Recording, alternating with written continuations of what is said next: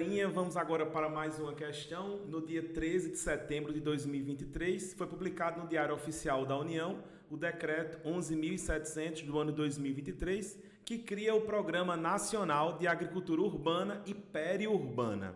Esse programa é apresentado como uma oportunidade de gerar renda, de ajudar as cidades no enfrentamento às mudanças climáticas e de produzir alimentos agroecológicos e orgânicos, reduzindo a necessidade de logística na distribuição de frutas e hortaliças nas cidades. Então, temos aí naquele velho padrão do Enem, né, um textinho aí na abertura da questão, o nosso facilitador, e vamos agora para o comando da questão.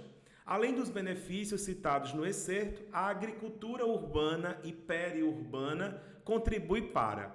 Antes da gente ir para as alternativas, eu queria só frisar com vocês exatamente um termo que está em alta, que é exatamente essa ideia da agricultura urbana, da horta urbana, inclusive, que nos traz para a cidade exatamente uma nova forma de produzir alimento, não deixando apenas a zona rural como sendo a grande zona, a grande produtora de alimento. Então agora você consegue produzir dentro da cidade esses gêneros alimentícios e isso nos traz alguns benefícios, como que foi dito no texto, né? A gente termina reduzindo a necessidade logística. Então imagine, por exemplo, você depender de um alimento que vem de um lugar muito distante da cidade que você mora. Então as hortas urbanas trazem para dentro da cidade essa produção, reduzindo esse gasto, esse investimento. E o tempo também, né, que é gasto no transporte dessas mercadorias.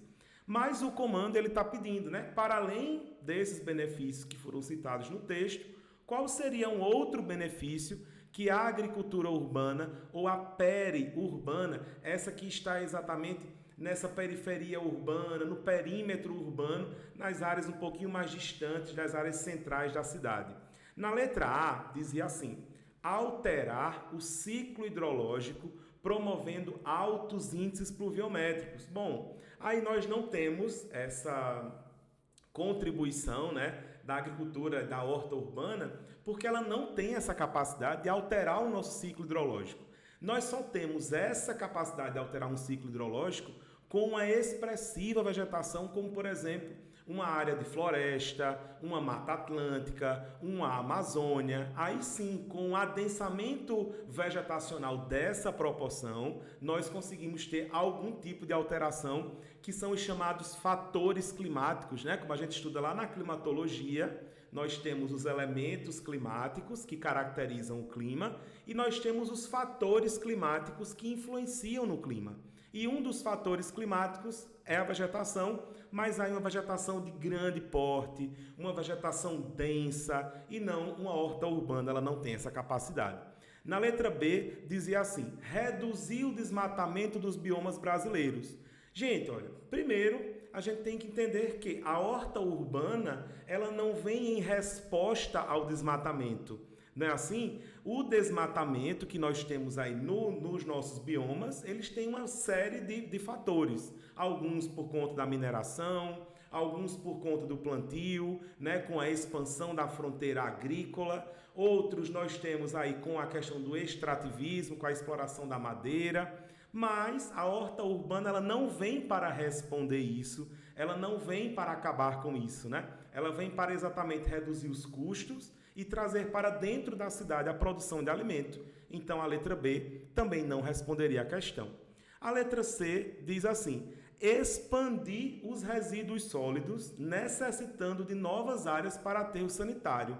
Então veja, que benefício, né? O próprio comando da questão nos disse, além dos benefícios citados no excerto, ele quer qual é o outro benefício? Expansão de resíduos sólidos, então aumentar a produção de lixo, necessitando de novas áreas de aterro sanitário?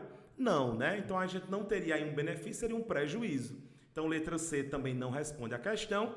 E chegamos então na letra D, que diz assim: restringir ocupações nas planícies fluviais, evitando o assoreamento dos rios.